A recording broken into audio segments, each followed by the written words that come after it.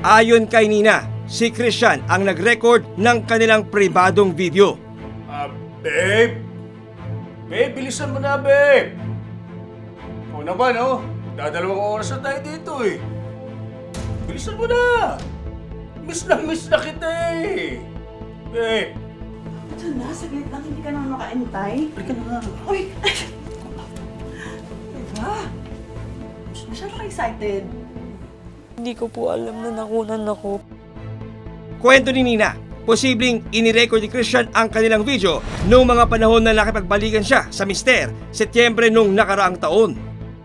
Hindi ko expect na gagawin po niya yun. Yung pagpo-post ng sex video po. Pahayag din Nina sa mga polis, buburahin lamang ni Christian ang maselang video kung siya ay makikipag-ayos sa mister. Gusto niya pong makipagkita sa akin bago niya burahin yung video. Gusto niya pong makipagbalikan sa akin. Payag naman po ba kayo makipagbalikan? Pero illegal po ang ginawa ng mister ninyo. Kung sakali po ba, willing kayo magsampa ng kaso? Opo.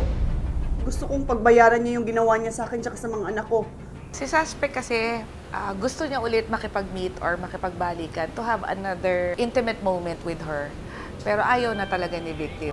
Dahil sa testimonya at ebidensya ni Nina, ika-5 ng Abril, isang entrapment operation ang ikinasa ng Anti-Cybercrime Group ng PNP. Nung niyayaya niyang makipag-meet, nakipag-agree si victim. So that's the time na pinasok natin yung hinuli natin si suspect.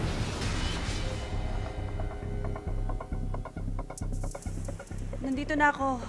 Bumaba ka na. Sa isang motel, nakipagkita ang suspect na si Christian. Pagtatalunan pa ba natin yan? Halika na, sunduin mo na ako.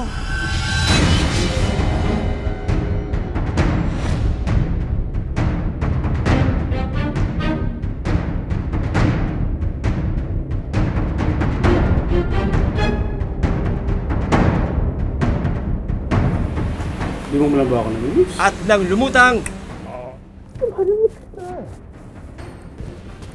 Akit na tayo. dito na siya hinuli ng mga operatiba. Christian Reyes! Ano to? Christian Reyes! Ano to? Ano to? Sabag sa Republic of 9262, tsaka Great Coercion. Ano po yun? Ano po ba kasalanan ko? Tsaka Republic of 9995. Hindi ko makausap na asawa ko. So yung may karapatang manahimik at magpawalang tibukan man yung sabihin ay Kasi wala maaaring po gamitin kasi- lalo sa'yo. Pabor o laban man sa'yo sa kahit anong hukuman. Ikaw rin ay karapatang kumuha ng iyong tagapagtanggol na napili. May, tanong lang ako bakit ang ginawa ko sa akin?